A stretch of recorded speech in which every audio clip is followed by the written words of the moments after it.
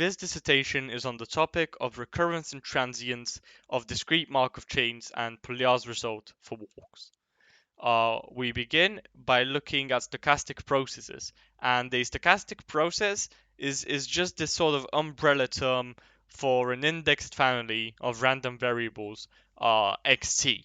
And clearly the indexing set here is t. And its state space we think of as the set of all possible values of xt over all t. Now, a discrete Markov chain is a particular stochastic process whereby the index set is the non-negative integers and it has a state space which is discrete. And it must satisfy this Markov condition, which states that the probability that xt has taken some state little xt at time t, given this state at time xt minus 1, well, that probability is the same if we're given that state and the state before and the state before and the state before, essentially saying that these two probabilities are equal and hence the values of these states are irrelevant. So essentially, we can determine fully the probability of this state having this value given only its previous state, and the ones before do not make any difference. Moreover, we have that a stochastic process X is homogeneous if the probability that we have the state I at time 1 given the state J at time 0 is the same as the probability of having the state at time t given the state J at time t minus 1, essentially saying that independent of time, xt is distributed in the same way. In the dissertation, we are interested exclusively in homogeneous discrete Markov chains, and we denote them by capital X. Moreover, we use the shorthand notation Pij of t, meaning the probability having started from j to return to y in t steps, and that probability is simply this, and Fij of t is the probability that starting from j we go to y in t steps, having not gone to y before that. So for the first time, that's where this f comes from. The first hitting time of j, or of I, sorry, having started at j, and this is what this probability here means. Now we talk about recurrence and transience, which is another central theme of this dissertation. And we define that a state I is recurrent if and only if the return to I for the first time at time t over all t summed up gives us 1. If you think about it, that essentially means that the return is certain, that this summation equaling 1 is equivalent to the return being imminent, because if we return, we must have a first time when we hit it, and that time must be finite, so summing over all times should give us 1. If it's not recurrent, then it's transient, the state. And we have another equivalency for recurrence, and that is that a state I is recurrent if and only if the summation of PIIs this time is equal to infinity. This takes a bit more work to prove, so it's not something very, very obvious at first glance why this must hold. Then we discuss the expected recurrence time, which is denoted by μi, and is the expression or the expectation that given a start at I, the expectation for the minimal value, or the first time we return to I. If I is recurrent, well, then we can approximate this, or not approximate.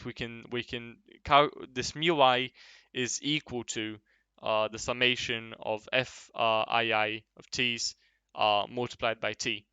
And if I is transient, then by convention, we have that mu I is infinite. The idea here is that if a chain is transient, well, then if we repeat the chain, if we repeat the random variable n times, then at least once there is such an n where it will give us at least once where we never return back to zero because it is transient, and hence the expected time would be a bunch of constants plus infinity, and then we're dividing by something, but infinity divided by something gives us still infinity, and hence why we adopt this notation or convention. My bad.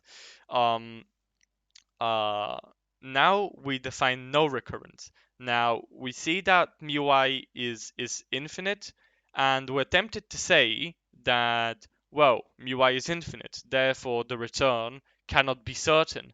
But this is a wrong idea. This sort of sounds paradoxical that we can have an infinite expected time of return, and yet return is certain, because by saying, yeah, on average it takes infinitely long to return, well, that must mean it never happens, but that's not the case. And in the dissertation, we are actually able to prove and give a few examples of no recurrent states, to sort of see that this is the case indeed.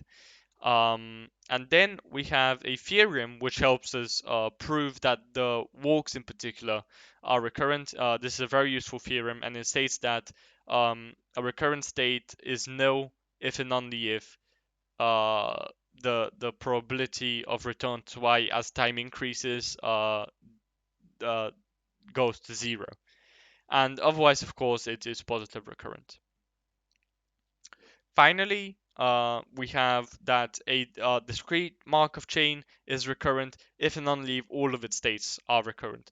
Otherwise, it's transient. So even if one state is not recurrent and all others are, well, then we say that the whole chain is transient.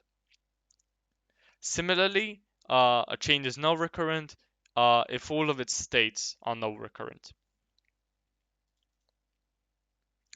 Now we come to communication and irreducibility, and the idea here is that a state I communicates with state J if given some if there exists some time t where we can go from I to J. And moreover, if I and J communicate in either direction, well, then we say that they intercommunicate. And if we have a set where all the states in the set intercommunicate, well, then we say that this set of states is irreducible. And given any irreducible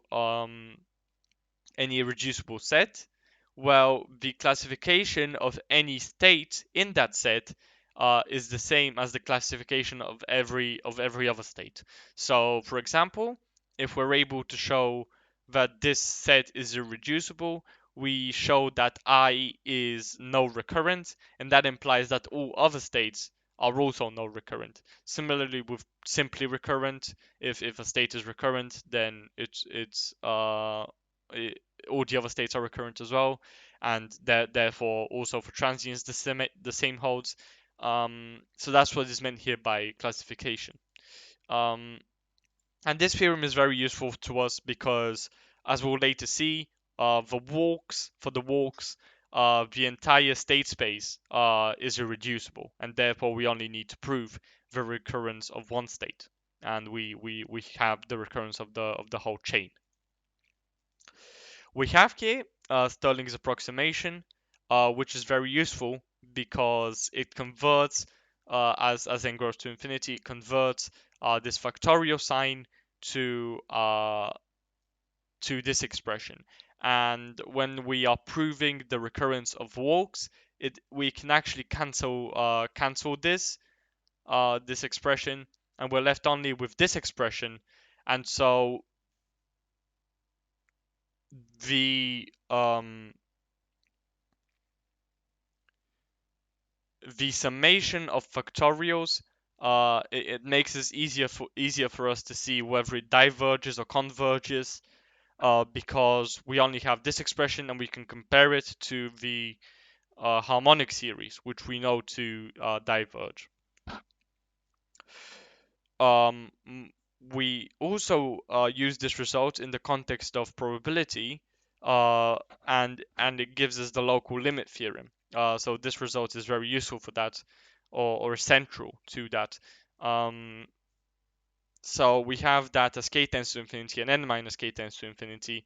Well, then this binomial random variable, the probability that it equals k, it can be approximated by a expression which does not involve factorials, which is again useful for similar reasons as the Stirling formula for evaluating summations. We now finally come to walks, and the random walk has a definition which is quite lengthy, but we'll go through it in steps. So it's a discrete Markov chain, um, and it has an index set, non-negative integers, and a state space of the vectors with n entries in the integers. Um, and for any given any I, we have given given some I where xt is equal to that I at some time, um, expressed as this vector a1 through an, while xt plus 1 is this vector b1 through to bn, where for a single value kt from 1 to n, so essentially one of those, uh, we have that bkt is equal to akt plus or minus 1, and for all other values, so where lt is not equal to kt, for all other values, they are the same. So essentially, these vectors are the same except for one entry where they differ by plus or minus 1 uh, between times. And this is obviously clearly holds for all times, um, because it's homogeneous. Um, it should say actually here homogeneous. I'll edit this to say a homogeneous discrete Markov chain.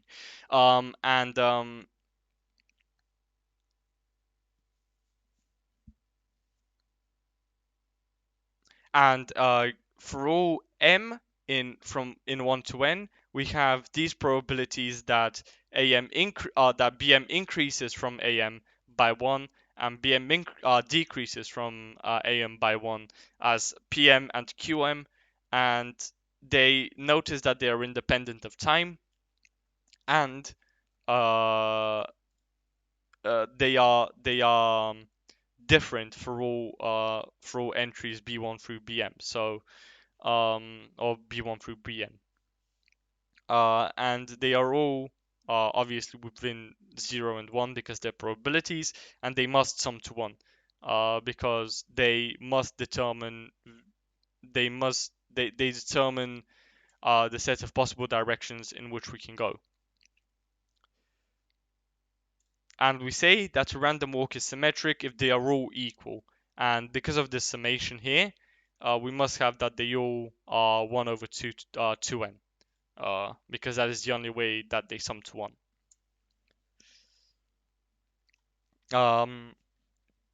Another combinatorics result, this should say single. I removed one of the other results, so should say combinatorics result.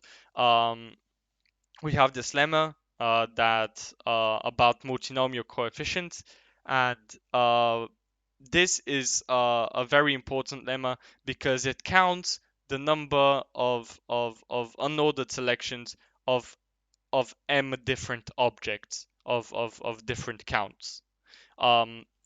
This is important because in all dimensions, returning to 0 means, so in 2 dimensions, returning to 0 is equivalent to taking a particular number of steps to the left and the same number of steps to the right, and a particular number of steps up and the same number of steps down.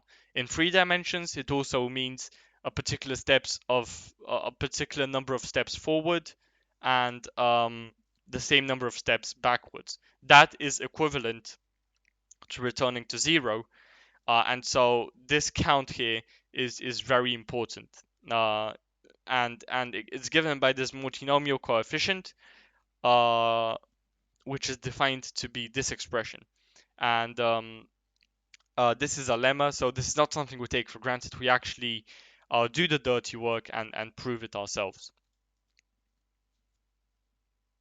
And here we have finally Poliar's theorem, which states that uh, if x is an n-dimensional symmetric walk, then the walk is recurrent in n in dimensions of 2 or less, that is 1 or 2, and it's transient in dimensions of 3 or more. And beyond the transience or recurrence of this walk, for 1 and 2 dimensions, we actually get for free from the proof that the symmetric random walks are no recurrent, because we need to calculate these expressions here, and it's very easy to show that they tend to zero. In fact, it's trivial. It's obvious that they tend to zero as t tends to infinity. And if we remember this theorem, well, a state is recurrent if and only if the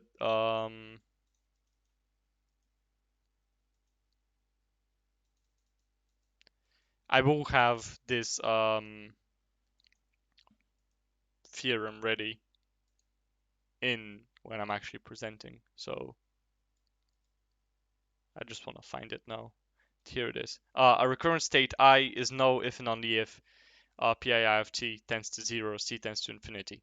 Yeah, again, I'll copy paste this slide, right at the end so that I have it when I actually need it. I'm well aware that the talk is very long. Part of the idea of uploading this video to a large extent is to sort of discuss parts which would be useful to cut out. So thank you for watching.